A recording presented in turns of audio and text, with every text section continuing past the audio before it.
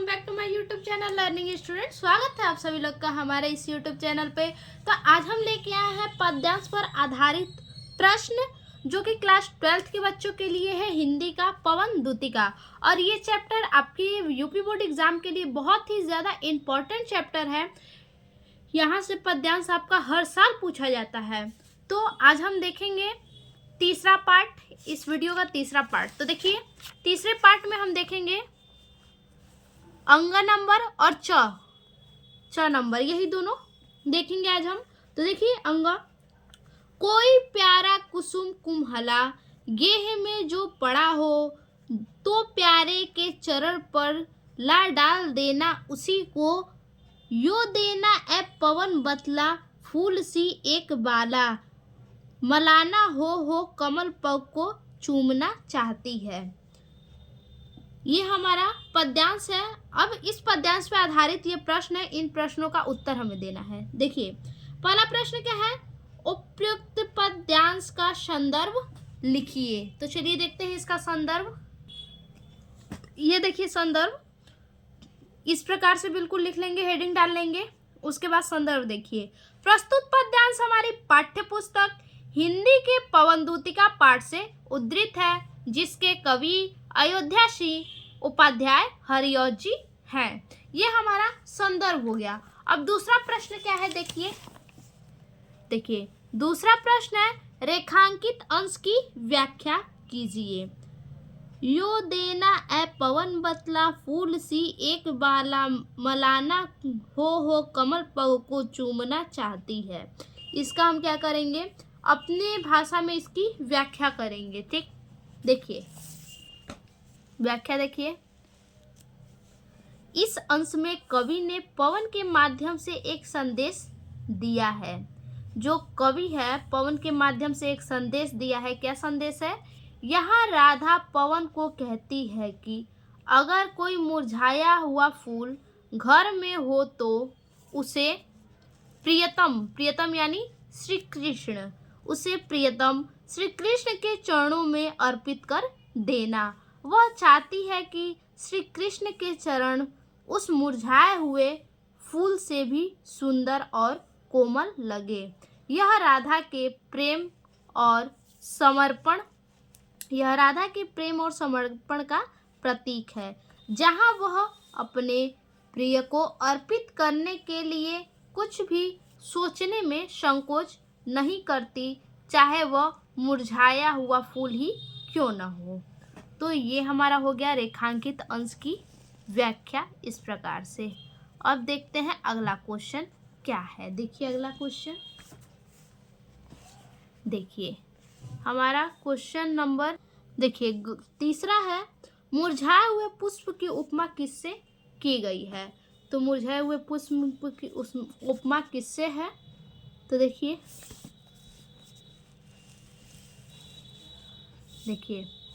मुरझाए हुए पुष्प की उपमा राधा के मुरझाए हुए और उदास मन से की गई है। कि जिस प्रकार से फूल मुरझाए हुए हैं उसी प्रकार से जो है कि राधा के मुरझाए हुए और उदास मन से की गई है। ठीक, अब अगला क्वेश्चन देखिए 4 नंबर क्वेश्चन है, श्री कृष्ण के कमलवत चरणों को कौन चूमना चाहता है। श्री कृष्ण के जो चरण हैं उनको कमलवत कौन चूमना चाहता है। देखिए,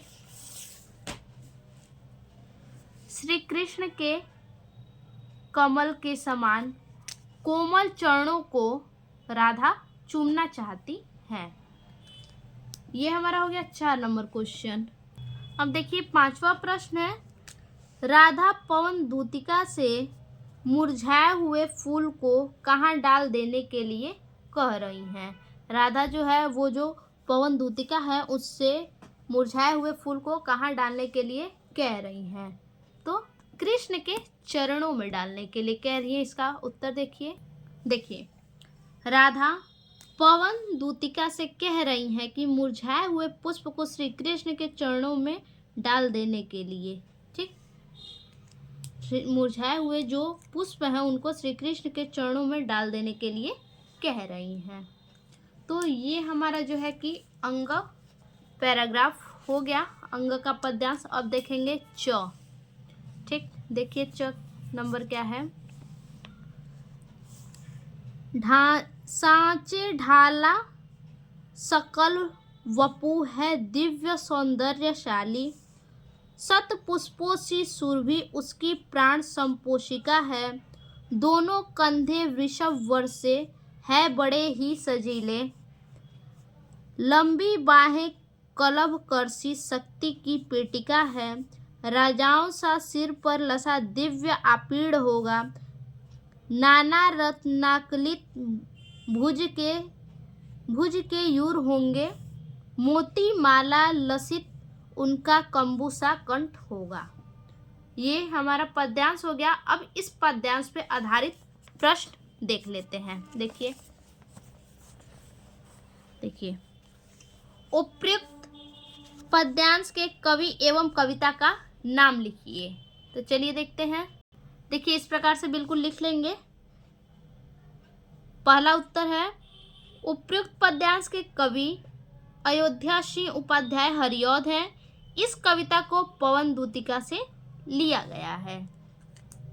अब अगला प्रश्न देखिए। दूसरा प्रश्न है रेखांकित अंश की व्याख्या कीजिए। देखिए भगवान श्री कृष्ण के कानों में स्वर्ण के कुंडल होंगे। देखिए यहाँ से जो रेखांकित अंश है, शोभा होगी उभय श्रुति के स्वर्ण के कुंडलों की। स्वर्ण के कुंडलों यानी सोने की कुंडल, श्रुति मतलब कान, शोभा होगी मतलब शोभा बढ़ाएगी। नाना रत्नाकलित भुज में केयूर होंगे, मोती माला लसित उनका कंबूसा कंठ होगा, यानी मोती माला की तरह लसिका की तरह क्या होगा, उनका कंठ होगा। तो देखिए इसका अर्थ देखते हैं व्याख्या। भगवान श्री कृष्ण के कानों में स्वर्ण के कुंडल होंगे जो उनकी शोभा को बढ़ाएंगे। उनकी भुजाओं में नाना रत्नों से सजे हुए केयूर होंगे। उनकी भुजाएं में जो है कि नाना प्रकार की रत्नों से उनकी भुजाएं क्या होंगी, सजे हुए होंगे, जो उनकी भुजाओं की शोभा को बढ़ाएंगे। उनका कंठ मोती माला से सजा हुआ होगा। उनका जो कंठ होगा वो मोती माला से सजा हुआ होगा, जो उनकी शोभा को और भी बढ़ाएगा।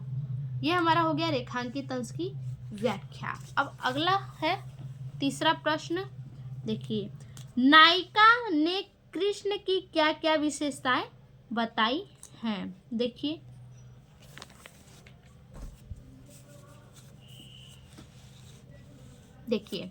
नायिका श्री कृष्ण की विशेषताएं बताते हुए कहती हैं कि उनका शरीर सुडौल है, उनके कंधे वृषभ के समान बलिष्ठ हैं, उनकी भुजाएं हाथी की सूंड के समान बलशाली हैं, उनके मस्तिष्क पर राजाओं के समान बलशाली है, उनके मस्तिष्क पर, देखिए हमने 2 बार यहाँ पे लिख दिया है, मस्तिष्क पर राजाओं के समान, मस्तिष्क क्या है, राजाओं के समान है, इसको आप एक बार लिखिएगा। अपूर्व सौंदर्य से युक्त मुकुट विराजमान है, उनकी गर्दन सुंदर एवं सुडौल है। ये हमारा हो गया तीसरे प्रश्न का उत्तर। अब देखिए अगला चौथा नंबर प्रश्न।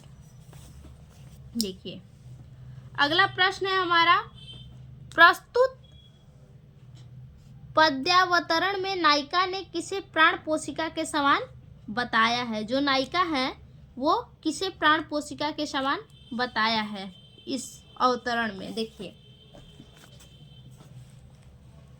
प्रस्तुत पद्यांश में नायिका अर्थात राधा, नायिका कौन, राधा पवन को श्री कृष्ण के विषय में बताते हुए कहती हैं कि उनका सुडौल शरीर सांचे में ढला हुआ प्रतीत होता है, उनके तन से आने वाली जो सुगंध है प्राणों को पोषित करने वाली है, अर्थात वह मन को आह्लादित करने वाली है। ठीक, अब देखिए 5वां और आखिरी प्रश्न। देखिए प्रस्तुत कविता में किस छंद का उल्लेख किया गया है। तो ये जो कविता है इसमें किस छंद का उल्लेख किया गया है, देखिए प्रस्तुत कविता में मुक्तक छंद का उल्लेख किया गया है। तो आज का हमारा टॉपिक इतना ही। फिर से मिलते हैं अगला पार्ट लेकर के, चौथा पार्ट। तब तक के लिए धन्यवाद।